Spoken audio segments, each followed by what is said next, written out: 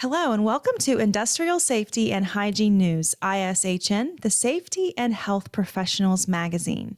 I'm Jennifer Pierce, Multimedia Content Specialist for ISHN.com, and today I'm speaking with Joe Boyle, CEO of TRUCE Software. I'm speaking with Joe today about research released just last month in February 2022. The second annual Connected Workforce Study examines how technology can help employers attract, retain, and empower employees.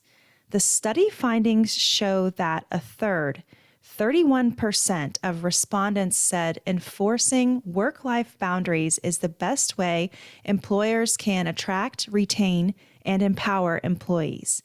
And 1 in 5 said offering the latest technology is the best way to do so.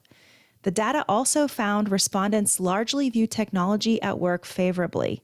Half believe work-related technology will help them be more productive at work this year, and over a third believe it will make them more flexible. What's interesting is, you cited a lot of data points from the survey. The reality is that each one of these really formed together to give us a pretty comprehensive picture of what workers are looking for in the workplace. It's sort of this combined reality of we've all become technologically enabled through smartphones, right? It used to be 10 or 15 years ago, only some workers had technology at work, right? And it was really more desk-based workers who had, technology to help them do their jobs. With the increase of mobile computing and the extension of that mobile computing power, what's really happened is that we as consumers have all become drivers of the technology in the workplace. That's the first time that's ever happened. Historically, it's been the enterprise that drove technology to the worker. Well, now the shoe's on the other foot. The workers are bringing technology into the enterprise because we began using these devices in our personal life, saw how beneficial they could be, we're hooked on them, we're dependent upon them, so we want to bring them to work, but we also are educating our employers about all the things that we can do to be more productive in the workplace with these devices.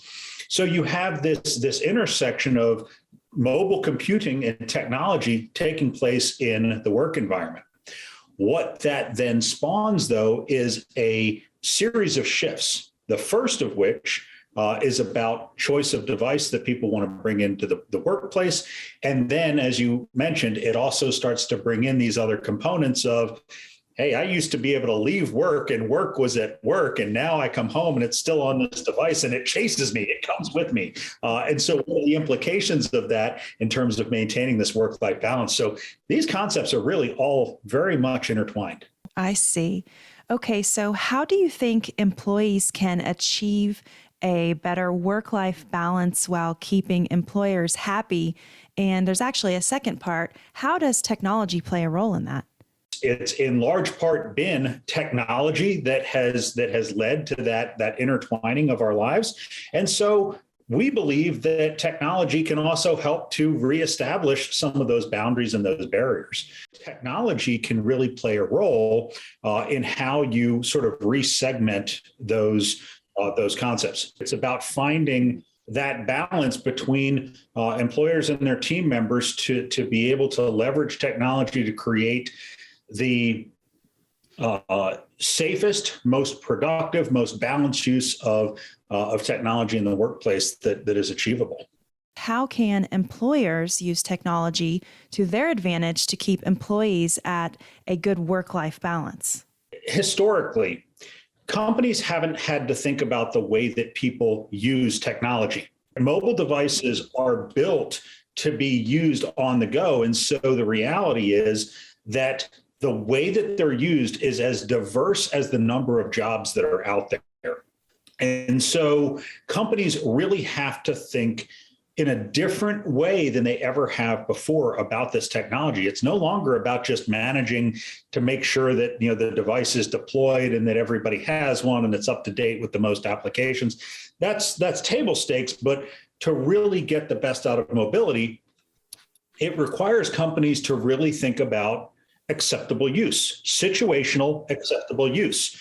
We have these devices because when someone's out in the field, we want them to be able to do a FaceTime call with one of their peers to resolve an issue out in the field without having to dispatch another person.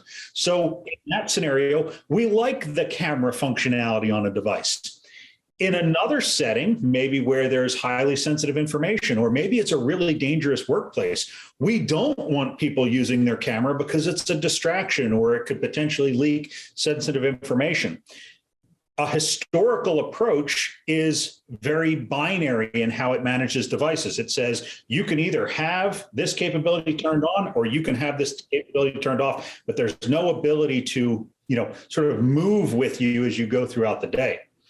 We believe that the right approach is to really stop, think about what does acceptable use look like? How does your team move throughout their day? What do you want them doing with their technology? What do you not want them doing with their technology? And how do you create a user experience that always provides access to the things that are productive and safe and should be used at that time, while suppressing those things that are not? You mentioned in the beginning that everything's intertwined, right? So that leads to our next question. How or why is all of this important to retaining talent? Yeah, it's a great question. I mean, look, in today's world, right? One of the things that you see in our survey, and we know it from our personal lives and we're talking with the people that we know, people really value the technology that they're enabled with to get their jobs done well. That's an important thing as people consider their next career opportunity. They want to work smart. They're happy to work hard, but they want to work smart. They want to be technologically enabled to do that. And so, that becomes a really big element of what people are looking for in the workplace. They also want to have say and influence about it. Again, the reality is that mobile computing in the workplace has been a team member or an employee driven event for the most part, right? It's been us as workers who are the consumers of these devices coming back to the enterprise saying, look at how this can make me better, right? And so not alone do people want an environment where they're technologically enabled, but they want an environment where they have say over that environment as well.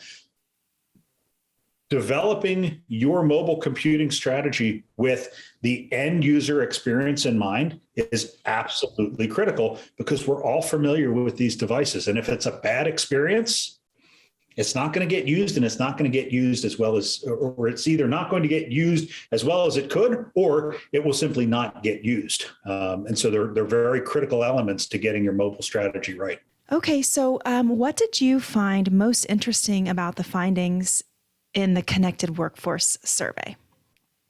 Yeah, I think the thing that surprised me the most, and I suppose it shouldn't have, but what surprised me was some of the sentiments around who's responsible for maintaining work-life balance. When I was entering the workforce, or when my mentors had entered the workforce, doing work outside of work was a proactive choice that you made. It was more about your own management of your time. What has shifted, though, particularly with mobile technology, is work comes and finds you, right? These things are always with us. They're always at our side. And the proactive notifications that draw us in, right? The accessibility, the ease of use, and the proactive nature of those devices really do draw us into work. And so it makes maintaining that balance a bit harder. And so what we see in the survey is that the pendulum is also swinging, where workers are saying, yes, I own this, but, employer, you're kind of in this boat with me as well, right? Because, because work can now come find me with my technology. Yes, I still have the choice to engage or not, but you've got some considerations about how much information is getting pushed in the off, in off business hours. I believe that the companies who are doing the best are the ones who have really leaned into and have embraced mobility, but have done it in a smart way. They've done it in a way that says, we're going to either allow you to bring these devices or we're going to provide these devices for you. But we're going to work with you on acceptable usage policy. We do want you, again, I'll come back to the camera. We do want you using the camera to do a FaceTime with your peer to try and resolve an issue out in the field faster. We don't want you taking pictures of funny billboards that you see as you're driving down the road at 70 miles an hour. Right. And so thinking about acceptable usage policies that say when you're on a job site, sure, use the camera. When you're in a vehicle doing 70 miles an hour, the camera is not accessible. Right. And not just doing that by policy, doing that by managing the experience of that end user with the device. Putting mobile computing in the hands of workers who are out in the field is absolutely a tremendous thing. It gives them access to information, allows them to collaborate with peers. It keeps them connected, even in their personal life when, if they have a child who needs to, get picked up from school because they were a close contact, right? I mean, like all these things are real, and technology allows us to do those things.